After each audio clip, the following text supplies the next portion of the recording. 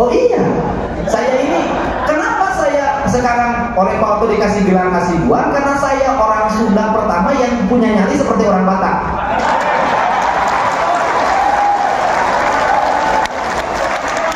Saya jujur aja, ini agak tersinggung di kasus Pina Cirebon ini.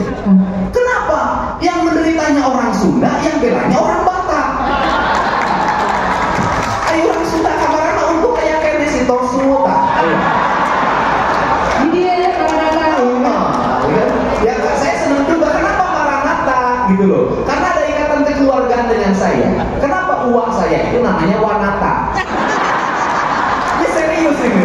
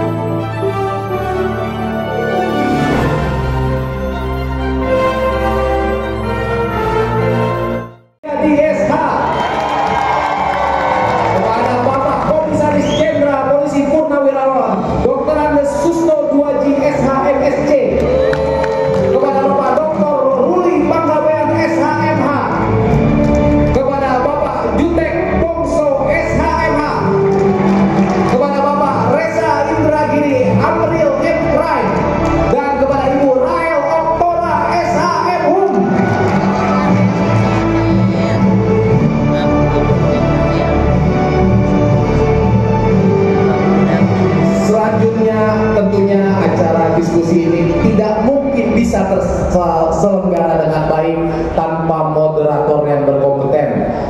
Dengan itu kami dengan bangga mempresent seorang jurnalis, wartawan dan praktisi hukum yang telah malang melintang di dunia pertelevisian nasional, kepada Ibu Christian.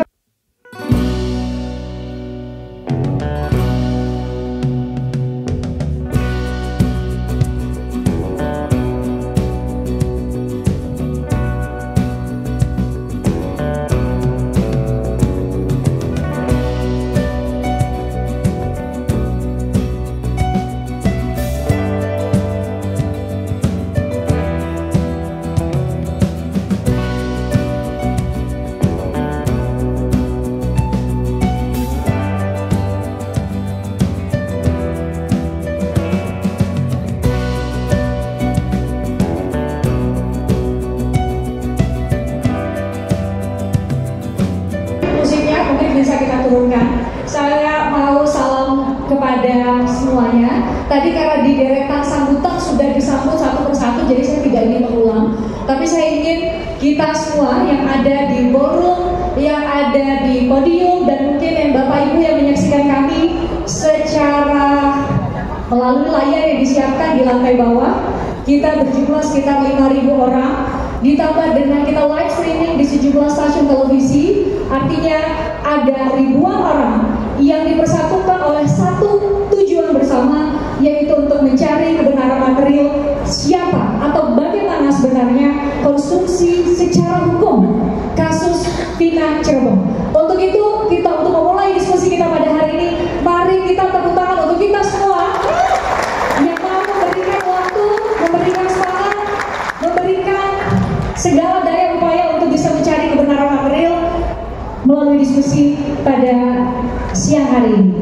Karena ini adalah satu dari beberapa kasus hukum yang menarik perhatian banyak orang. Karena ini adalah kasus hukum yang tidak berdiri di ruang hampa. Ada banyak anasir di sekitar situ, banyak anasir lain, ada politik, ada konspirasi, ada dugaan-dugaan lain. Sehingga semoga diskusi kita pada hari ini, Bapak Ibu yang hadir di depan, bisa memberikan pencerahan kepada masyarakat, para pencari keadilan. Setidak-tidaknya mereka yang mau bersedia untuk menyaksikan kita semua. Oke, dari panitia diminta Kang Deddy Mulyadi yang cerita pertama. Tadi Bang Jutek sudah berikan bocoran. Kang Deddy itu diberi tugas untuk menceritakan awal mula kenapa bisa kemudian memberikan atau menyoroti kasus ini jauh sebelum banyak orang tahu. Karena di saat yang bersamaan tahun 2016 bulan Agustus, Bang Oto pasti ingat betul bahwa sedang berlangsung kasus pertama yang disiarkan secara langsung langsung Indonesia itu kasus Jessica Wongso sehingga kasus ini jauh dari sorotan? Itu pertanyaan dari panitia. Kalau pertanyaan dari saya kan Dedi, untuk mohon dijawab juga di kesempatan kali ini. Yang kedua adalah, dan kenapa saya memberikan pertanyaan ini? Karena saya khawatir tujuan baik semua orang untuk mencari kebenaran material di sini tergeser fokusnya kepada anasir lain. Ada yang menghubungkan dengan politik dan lain-lain. Saya ingin Kang Dedi menjelaskan secara terang-terang apa memotivasi Kang Dedi, bagaimana caranya sehingga kemudian kami hari ini tahu di seluruh Indonesia bahkan di seluruh dunia bahwa ada kasus yang diduga adalah, sekali lagi diduga adalah rekayasa. Sebentar dulu, jadi nanti saya jawab dengan ini aja. Setelah itu saya jelaskan. Oke. Kang Dedi, maka yang pertama, mau putarin video dulu. Oke, kita saksikan bersama ya. Audionya mungkin bisa dinaikkan? Kalau saya dari sekitar saya menangani masalah ini. Saya itu hidup saya sudah hampir 20 tahun dihabiskan dari hari ke hari, dari waktu ke waktu itu bertemu dengan orang-orang yang menghadapi masalah. Cuman bedanya dulu tidak ada media sosial. Karena hidup saya dihabiskan begitu, maka hati saya sangat terasa bagaimana membaca setiap masalah. Karena problem dari Indonesia itu adalah satu hal. Setiap orang diajarkan berpikir akademik, setiap orang diajarkan bagaimana membangun fisik, tapi dalam dunia kehidupan kita, termasuk dunia militer, dunia kepolisian, dunia birokrasi, ada satu yang hilang, membangun rasa. Padahal orang itu akan punya kejeniusan diri manakala rasanya punya ketajaman, bisa membaca situasi. Jadi dalam pandangan saya, kasus 6-7 terpidana yang mendekam di penjara seumur hidup di Cirebon dan satu sudah bebas akal itu adalah kasus amarah. Amarah siapa? Amarah air dan amarah hujan. Dua amarah ini saling bertemu.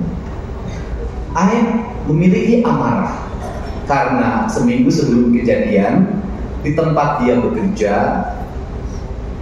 temannya bernama Aceh, dalam keterangannya Dede, itu membawa perempuan 2 orang, digerebeklah oleh teman-teman yang hari ini mendekam itu. Dan teman-teman juga yang mendekam di penjara hari ini juga salah waktu itu, dia mengikuti amarah. Ini siklus tersebut. Nah kemudian dari situlah Aib memendam amarah. Saat Aib memendam amarah, Parudiana mendapatkan Eki dan Pina meninggal. Beberapa hari setelah itu, bisa jadi dalam dirinya itu ada kecurigaan yang dipicu oleh kesurupannya Linda.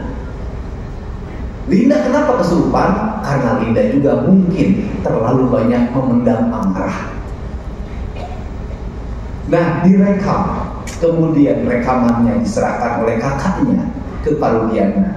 Dari situ, dari amarah yang sedang berkembang, bertemulah amarah Dede dan amarah Air dan amarah Parudiana melalui salah satu anggotanya. Maka Aib yang bercerita tentang adanya anak-anak yang suka ngumpul di gang, kemudian nongkrong, kemudian disambungkan dengan kematian, maka api dan api bertemu dan terbakarlah Cirebon dengan amarah. Seluruh amarah itu terjadi karena apa? Karena ekonomi. Kenapa ekonomi? Mereka itu kenapa dihina? Mereka itu kenapa ditindas? Mereka itu kenapa diperlakukan tidak adil, tanpa bisa melakukan perlawanan hukum yang kuat? Karena mereka tak memiliki apapun dalam hidup. Mereka tidak punya koneksi terhadap kekuasaan. Mereka tidak punya koneksi terhadap advokasi yang mapan. Bahkan mereka tidak punya koneksi terhadap ekonomi yang membuat mereka terpuruk. Seorang miskin ketika dia menghadapi masalah, jangankan untuk menyelesaikan masalah, meninggalkan pekerjaan, kehilangan beras dalam satu hari itu, kehilangan pendapatan satu hari itu, membuat dunia menjadi gulita, dan akhirnya dia menyerah dengan keadaan. Ini akibat apa? Negara tidak hadir di tengah-tengah mereka. Makanya berulang-ulang saya tanya terhadap keluarga, pernahkah lurahnya bertanya? Pernahkah camatnya bertanya? Pernahkah wali kotanya bertanya? Mereka jawab, sampai hari ini menekongku tidak pernah. Disitulah saya katakan, aparatur negara kehilangan rasa dan empati dalam hidupnya. Dia tidak hadir ketika masyarakat mengalami kegelisahan. Kenapa itu terjadi? Mereka tidak terlatih untuk hidup di tengah-tengah masyarakat. Mereka terlalu terlatih menyemir sepatu, memasang atribut dan berbaris di depan kantor, dibanding mereka hidup dalam kegelisahan masyarakatnya. Kenapa itu terjadi? Kenapa itu terjadi? Karena aparaturnya jarang puasa Senin Kamis. Aparaturnya terlalu makan banyak nasi kotak yang disediakan dalam SPJ yang habis pakai. Aparaturnya terlalu banyak mengikuti kegiatan-kegiatan yang normatif. Kuliah yang mengejar golongan 2A, 2B, 2C, 3A, 3B, 3C, tapi dia tidak diajarkan tatanan itu. Padahal dalam kebudayaan diajarkan ada 3 tingkatan: Brahmana, Satria, Wesa, Sudra. Itu kebudayaan. Brahmana itu siapa? Brahmana itu adalah orang-orang yang memiliki tingkat standar hidup yang tinggi. Dia tidak berjudi, dia tidak minum, dia tidak berzina. Kenapa? Karena kasta hidupnya sudah sangat tinggi. Dia adalah para pengambil keputusan spiritual tertinggi. Para kesatria apa? Para pengambil kebijakan, para penegak hukum, anggota DPR. Maka dia juga melepas masalah itu. Indonesia kenapa jadi begini? Karena kaum sudra yang biasa nongkrong di pinggir jalan, kaum sudra yang biasa minum, kaum sudra yang biasa di klub malam, dia menjadi para kesatria. Inilah akibatnya seperti itu. Maka saya katakan, kalau ingin jadi birokrat, jadi pemimpin, birokrat dan pemimpin itu beda. Kalau sama, maka kamu jadi kaum sudra saja. Bisa sambung ayam, bisa main unyeng, bisa balapan, bisa apapun dilakukan. Kenapa? Karena apapun yang dilakukan oleh mereka tidak berdampak pada kehidupan negara, hanya berdampak pada kehidupan dirinya sendiri. Tapi kalau para kesatria dan Brahma melakukan itu, maka dunia hancur, bumi gonjang ganjing seperti hari ini. Jadi, dalam pandangan saya, peristiwa kasus Vina dan Egy Cirebon bukan semata persoalan hukum, tapi ini adalah persoalan tragedi kemanusiaan. Saya katakan sekali lagi, ini adalah persoalan tragedi kemanusiaan. Karena ini adalah persoalan tragedi kemanusiaan, hanya bisa diselesaikan oleh manusia. Saya katakan sekali lagi, hanya bisa diselesaikan oleh manusia. Dan manusia itu adalah yang suka memanusiakan manusia. Yang suka menghinakan manusia itu bukan manusia, namanya orang. Wayang orang, bukan wayang manusia. Nah, dalam perspektif itulah saya di hati saya. Kenapa saya menemukan? Karena saya selalu menggunakan rasa. Bagaimana penyelesaiannya? Cukup dengan rasa. Gak usah rame-rame, gak usah lagi berdebat di televisi yang begonya kelihatan.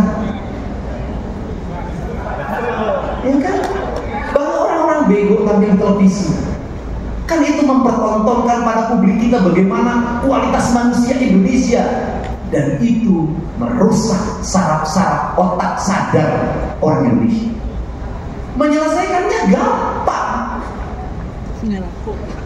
Gak apa-apa, gak usah turun. Ini cukup tingkat RT, musyawarah mufakat. Bagaimana? Pak Rudiana bertemu dengan Aif, kemudian dia ngomong, kamu yang benar, dulu bohong enggak? Coba kamu yang jujur, kamu jangan nge-prank saya. Masa saya berpangkat di prank sama tukang setim? Kamu jangan ngeprank saya. Ayo jujur. Kalau kamu jujur, aku juga nggak akan apa-apain. Aku lindungi. Pasti jujur. Kali gak apa sudah jujur, Dede sudah jujur. Setelah mereka jujur, yuk kita akui kesalahan kita akui emosi kita. Mereka berdua jujur. Kalau mereka berdua jujur, tinggal temui kuasa hukum. Kami akan bikin pernyataan. Kami dulu hilang terbakar amarah. Kami dulu bohong. Kami siap datang di PK 7 terpidana, membuat kesaksian sebagai novum baru. Selesai masalah ini.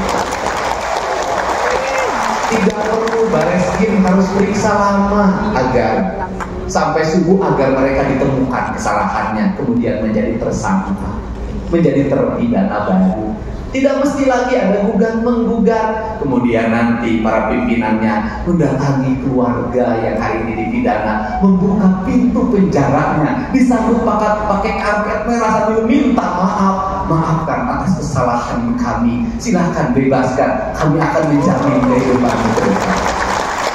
Inilah negeri Pancasila yang sering kita ucapkan, yang sering kita tangkap orang-orang yang dianggap menentang Pancasila.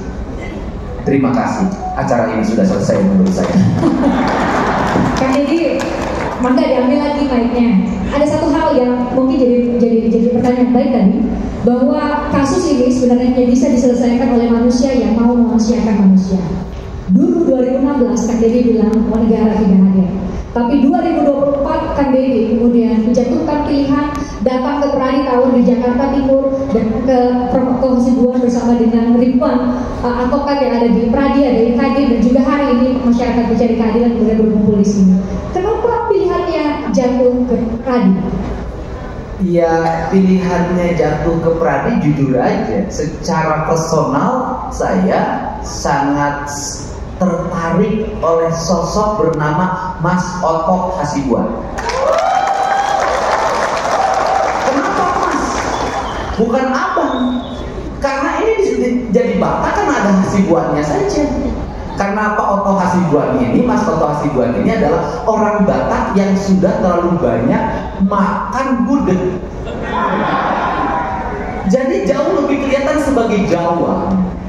Karena jauh kelihatan sebagai Jawa, karena Pak Oto Hasibuan itu, Mas Oto ini kelihatan pengacara yang menggunakan rasa, bukan pengacara yang menggunakan otot. Karena menggunakan rasa, maka yang digunakan adalah akademik yang sudah masuk ke alam nirwana. Dia sudah bersentuhan dengan ruh-ruh suci. Ya kan? Saya tidak mau bilang Ruh Kudus, nanti pulang dimarahin. Ya kan, dia tersenyum, bersentuhan dengan ruh-ruh suci. Karena kenapa Pak Oto sangat bersentuhan dengan ruh-ruh suci? Karena di rumahnya sangat menghormati istri. Nah, karena menghormati istri, maka yang digunakan perasaannya dibanding dengan emosinya. Sehingga Pak Oto itu tampil dengan nilai-nilai keibuan. Karena tampil dengan nilai-nilai keibuan, maka kalau sudah tampil dengan nilai keibuan, maka sesungguhnya dia sudah tampil dengan nilai-nilai ketuhanan yang menjadi wujud kemanusiaan.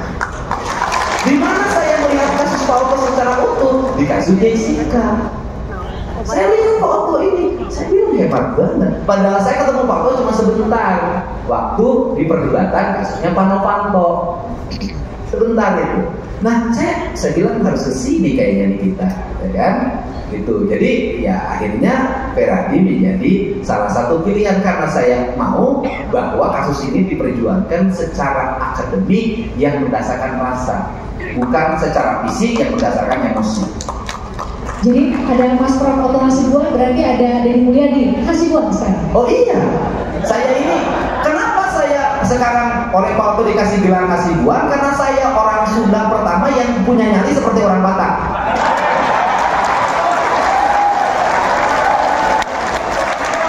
Saya jujur aja, ini agak tersinggung di kasus Bina Cirebon itu.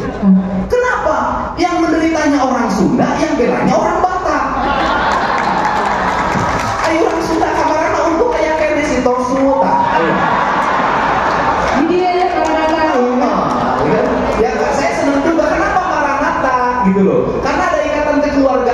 saya.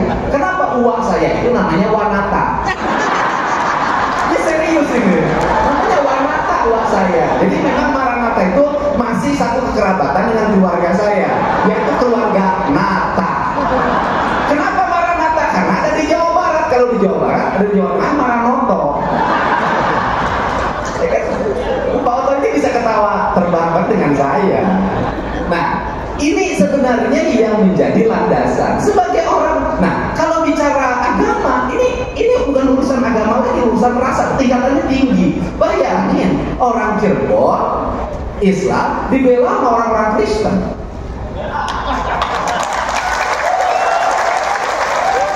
Jadi, kalau sudah bicara kemanusiaan, kita tidak bicara agama, kita tidak bicara ras, suku, kita bicara rasa. Karena bicara rasa, maka sesungguhnya agama yang substansial itu adalah agama yang kita dipersatukan dengan rasa yang sama.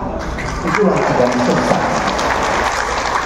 Ada agama seremonial, ada substansial. Jadi karena itulah kalau dikatakan Jawa Barat sering dikatakan provinsi intoleran, sekarang Jawa Barat itu dipersatukan menjadi provinsi yang paling toleran.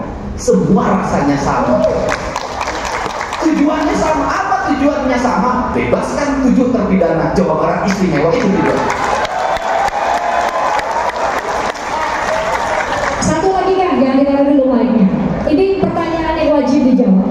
Karena kekhawatiran kita semua adalah jangan sampai ikhtiar suci kita bersama untuk mencari kebenaran material dalam kasus Ina Eki ini tergeser ke ranah lain.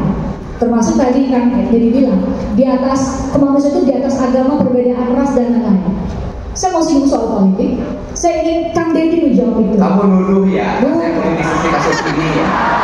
Itu saya Pasti nanya. tolong dijawab. Tanya sama Pak Oto, justru kasus ini akan menghambat saya tadinya.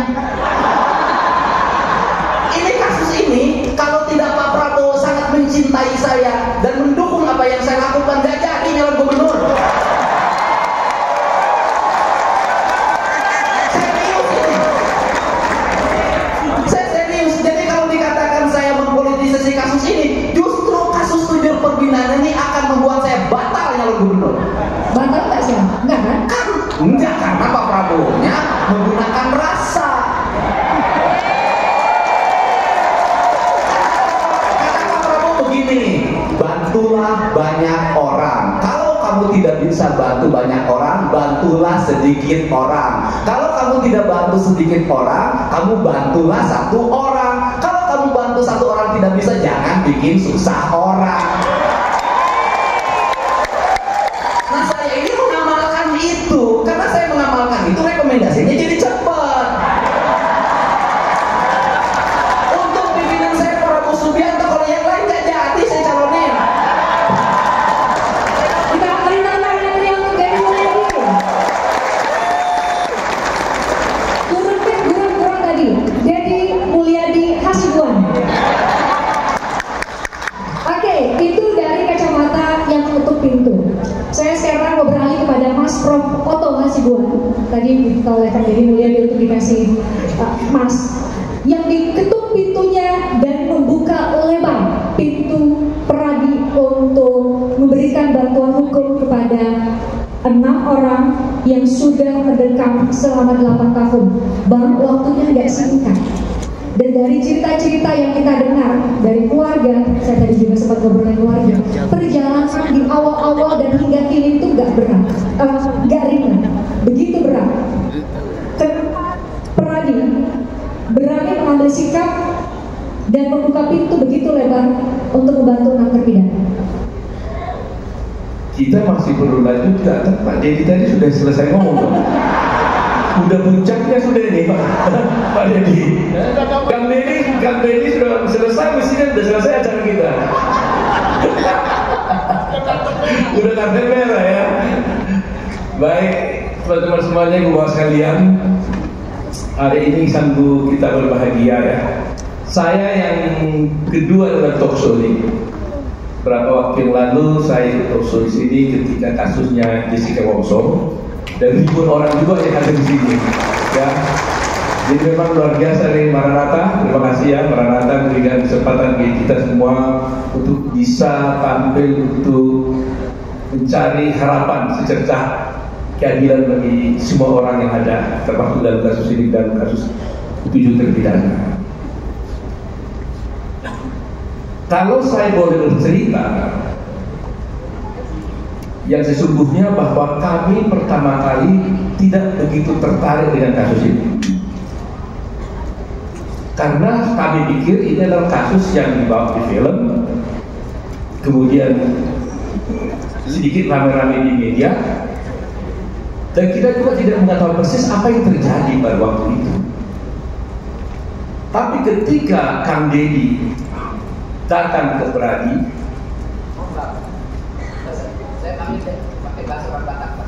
Bang Deddy dia, Bang Deddy Hasibuan. Tadi udah beri ikrar kita di atas tadi. Bang Deddy ini adalah jadi Hasibuan dan nanti udah jadi mau foto terbo. Pada waktunya ya, foto terbo kita ya. Nah, jadi Hasibuan dia. Ikrar ya ini ya. Deddy Mulyadi Hasibuan. Jadi pada waktu itu Bang Deddy ini datang bersama ibu daripada para terpidana, beberapa terpidana ke kantor Bradi. Hadir di sini ya? Ya, Bang, sebelah kanan kita. Ya. Sebelah kanan kita. Keluarga terpidana mau berdiri. Ini ya, oh ada di sini ya. Kita berikan tepuk tangan untuk ini ya. kepada keluarga terpidana yang hadir bersama kita semua. Ini baik ya. Ini dan juga termasuk saudaranya yang jadi saksi juga.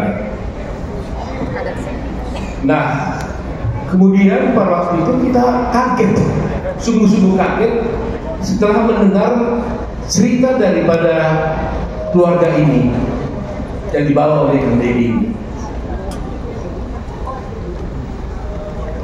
Oleh karena itu kami berpikir, kenapa masih terjadi ya kasus seperti ini di negeri ini?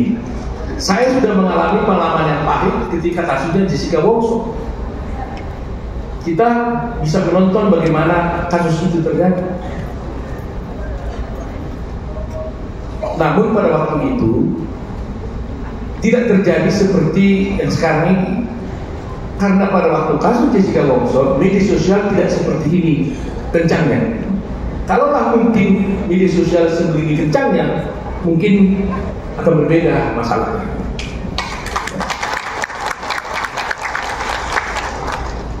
Pada kasus Jessica Wongso itu hampir 70% pada waktu itu orang mengatakan dia bersalah. Tapi setelah mulai persidangan disiarkan pertama kali live, ya, live yang disiarkan langsung televisi, akhirnya berbalik. Jadi 70 orang, saya katakan tafsir 70% mengatakan dia tidak bersalah, 30% mungkin dia tidak bersalah, walaupun formalnya mengatakan bahwa dia tidak bersalah oleh putusan pengadilan. Dan sebagai informasi saya sampaikan bahwa dalam waktu dekat ini, mungkin minggu pertama, minggu kedua nanti di bulan Agustus ini, 2 minggu lagi paling lambat, kami akan mengajukan PK terhadap Jessica Wongso. Mohon doa dari teman-teman semuanya, dari Bapak sekalian, bahwa PK yang kami ajukan ini mudah-mudahan bisa membuka tabir betapa banyaknya kejanggalan-kejanggalan, dugaan-dugaan rekayasa dalam suatu kasus yang akan kita bisa saksikan secara bersama, ya. Dan itu dilakukan dengan teknik-teknik yang sangat tinggi dan tidak bisa dilakukan oleh seorang sembarangan. Hanya orang-orang yang pintar bisa melakukan seperti itu. Saya katakan ini dugaan yang harus saya buktikan di pengadilan nanti. Kasus ini tenggelam mungkin pada 2016 karena bersamaan kasusnya dengan Jessica Wongso. Karena Jessica Wongso juga terjadi persis pada 2016. Jadi yang disiarkan itu adalah kasusnya Jessica Wongso, sehingga ini tidak ada yang membawa ini tenggelam. Sekarang ini jadi hidup kembali dan hampir 8 tahun ya. Hampir 8 tahun kasus ini sudah berjalan. Ya, 2016 ya. Saya terus terang saja sangat berterima kasih ya, baik secara pribadi maupun sebagai ketua umum Pradi kepada Kang Deddy. Karena saya pikir Kang Deddy ini bukan pengacara, bekas bupati. Saya jangan bilang bekas lah ya, bupati tahun berapa ya, mantan bupati. Oh, mantan suami, mantan suami. Masih kosong, artinya sampai daftar masih boleh gitu ya. Itu kode alam namanya, kode alam. Nah, jadi coba bayangkan seorang yang mantan bupati, bukan pengacara, tapi bisa berjuang di bidang hukum, membawa seluruh keluarga dari Cirebon ke Jakarta dengan upaya sendiri. Tidak mudah teman-teman semuanya, tidak mudah. Karena bukan persoalan hanya uang, waktu, pikiran, beban mental, termasuk tuduhan-tuduhan yang macam-macam bagi semua orang. Tapi kami yang merasakan sendiri, saya dengan tim ada di sini, semua ada Pak Jutek, waktu itu langsung saya telepon Pak Jutek dari Bandung sama Pak Ruli. Jutek, Pak Ruli, tolong datang ke Jakarta. Itu saya telepon ke jam 11, mau janji dengan Pak Deddy itu jam 2. Dia langsung dari Bandung langsung bus jam berapa, jam 12 langsung berangkat ke Jakarta. Kita terima tim dari Kang Deddy dan semua keluarga. Saya katakan hari ini Pradi mendapat kehormatan untuk diberikan kesempatan oleh Tuhan Yang Maha Kuasa untuk bisa berbakti membela suatu keadilan di Republik ini. Ini bukan beban, ini tanggung jawab kami sebagai Pradi. Ini kehormatan kami membela rakyat-rakyat yang tertindas. Sekian lama Pradi berdiri, kami memiliki PBH, Pusat Bantuan Hukum Perhimpunan Advokat Indonesia, di hampir 162 cabang di seluruh Indonesia, di mana Pusat Bantuan Hukum ini bekerja secara cuma-cuma, pro bono, nggak bayar di seluruh Indonesia. Tapi kali ini langsung kami DPN turun tangan menangani kasus ini, tidak lagi hanya diberikan pada cabang-cabang BPH, tapi DPN secara institusi melakukan pembelaan terhadap kasus ini karena melihat bahwa beban yang dialami oleh para terpidana, oleh Kang Deddy dan teman-teman semuanya terlalu besar. Oleh karena itu kami ikut terjun dalam ini, membentuk tim untuk membela sampai kapanpun agar keadilan dapat bisa ditegakkan. Kang Deddy sudah mengatakan tadi, akses to justice, akses kepada keadilan, itulah yang selalu tertutup di negara kita ini. Bagaimana tidak tertutup? Jangankan dia membayar pengacara, membentuk kantor pengacara pun masyarakat belum tentu tahu caranya. Bertemu dengan advokat pun bagaimana caranya pun tidak tahu. Dan siapa dan apa yang dimaksud dengan advokat pun mereka belum tentu tahu. Yang mana seharusnya ini adalah tanggung jawab negara. Negara yang bertanggung jawab berdasarkan undang-undang dasar harus memberikan kepastian hukum bagi semua rakyat Indonesia. Oleh karena itu saya mengutip apa yang dikatakan oleh Cicero. Dikatakan bahwa the safety of the people shall be the highest law. Keselamatan rakyat, keselamatan masyarakat adalah merupakan harus menjadi hukum yang tertinggi bagi rakyat. Dan itulah yang harus diperjuangkan sekarang ini. Oleh karena itu, terima kasih Kang Deddy, sungguh-sungguh Prof. Deddy OPH dari hati paling dalam. Saya tahu apa kata orang kepada Anda, jangan khawatir. Apapun tujuan orang kepada Anda, jangan khawatir. Kami tahu bagaimana Anda datang ke kami. Anda tidak menangis di depan umum, di depan saya juga Anda menangis pada waktu Anda membawa kasus ini di ruangan saya. Sampai saya juga hampir menangis ini. Ya itulah sih. Sungguh-sungguh Kang Deddy, sungguh-sungguh. Jadi, dan saya berterima kasih kepada semua tim saya, teman-teman. Jutek yang begitu hebat yang berhari-hari nggak tidur-tidur sampai di acara ini, dan Ruli dan semua Asido, ya, ada Prof Firman, semua ada di sini. Ada Bosta, ada Rifai, ada Bindung, dan semuanya ada saya kasih satu-satu ini. Dan terima kasih juga pada Mas Reja, ya, yang betul-betul hebat saya lihat berjuang, dan juga Pak Susno yang luar biasa. Yang saya katakan, orang bilang kalau sudah hampir 70 years old katanya mau selesai, saya bilang dia baru start nih, baru start gitu. Terima kasih Ibu ya. Jadi itulah yang ingin saya sampaikan, bahwa sungguh-sungguh bahwa Pradi membuka pintu karena merasa ini kehormatan yang diberikan kepada kami oleh keluarga-keluarga yang mempercayai kami. Ya, kami tidak menganggap ini beban, kami kehormatan karena kami diberi kesempatan melakukan tugas mulia kami. Karena ini tugas kami.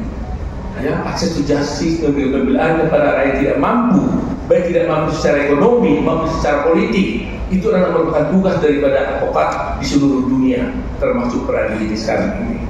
Itu tugas kami. Nah, sekarang saya ingin menyampaikan sedikit, kenapa sebenarnya masih bisa terjadi seperti ini? Kenapa? Ini sungguh berbahaya. Saya ingin sampaikan ini karena supaya mendapat perhatian dari seluruh masyarakat, khususnya negara maupun pemerintah. Akhir-akhir ini saya melihat, merasakan, dan mengalami ada pergeseran tentang sistem peradilan di Indonesia. Paradigma berpikir para penegak hukum sekarang ini sudah bergeser. Masing-masing profesi, advokat, jaksa, polisi, itu sudah menganggap sebagai lawan. Sudah terjadi rivalitas di antara para profesi ini. Padahal semua kami ini, polisi, hakim, jaksa ini, dan juga pengacara, itu adalah penegak hukum. Jadi kalau bisa berbeda terus, bertabrakan, saya bertanya, hukum yang mana yang ditegakkan oleh 4 orang penegak hukum ini? Hukumnya satu, tapi bisa berkelahi terus di persidangan, termasuk di media massa. Hukum yang mana yang ditegakkan kalau begitu? Ini paradigma yang salah. Nah, oleh karena itu saya mau himbau, dan karena ini kuhap juga dibuat. Ini saya susunan majelis persidangan di pengadilan pun menurut saya kita mulai harus dirubah, karena itu menggambarkan apa yang kita lakukan sekarang ini. Coba lihat hakim di sana, pengacara di sebelah hakim, sebelah kirinya, jaksa di sebelah kanan, hakim di tengah. Ini diperhadapkan, disuruh berkelahi, seakan berlawanan ini, hadap-hadapan. Dari segi meja duduknya, ini sudah tidak benar. Karena ini dipertentangkan diantaranya. Coba lihat kalau di luar negeri, mejanya adalah hakim depan, meja si pengacara dengan meja si pengacara jaksa menghadap hakim. Kita ini jaksa maupun pengacara berupaya berbicara kepada hakim, meyakinkan hakim. Inilah keadilan itu, inilah kebenaran itu. Tidak kita disuruh berkelahi berdua. Jadi dari sini saya lihat, ini juga harus ada. Kita mulai contoh kepada yang saya suka, robah sedang beradilan ini. Karena itu mencerminkan gimana cara kita. Di Pradi kemarin sebelum kami punya dunia baru, saya sudah membuat ruangan seperti ini dan saya robah. Sudah ada ketua kehormatan daerah, ketua kehormatan dari pusat. Meja sidang kita sudah kita robah. Ada di sana majelisnya, di sini pemohon, si termohon, semuanya menghadap kepada majelis. Tidak lagi diperhadapkan satu lain. Itu adalah citra dan itu nanti gambaran bagi penegak hukum kita yang sebut sekarang ini. Jaksa seakan-akan rivalitas dengan polisi, polisi dengan rivalitas dengan jaksa. Padahal hukum yang ditegakkan adalah satu, yaitu itu juga. Nah, itulah saya lihat harus ada buah dari pertemuan ini kan.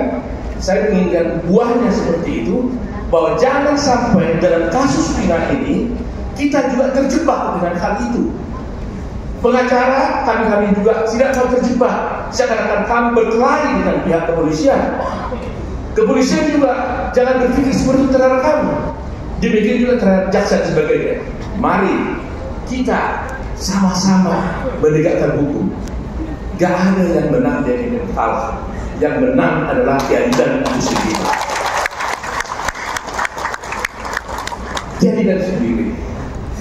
Jadi saya tidak percaya, mudah-mudahan saya ulangi lagi kata-kata yang sudah tadi diputar di sana itu, karena ini quote-nya ini ada di Kilan Gibran itu, dan itu yang mungkin terjadi, jangan sampai terjadi dalam kasus ini. Kebohongan itu hanya bisa ditutupi oleh kebohongan yang lebih besar.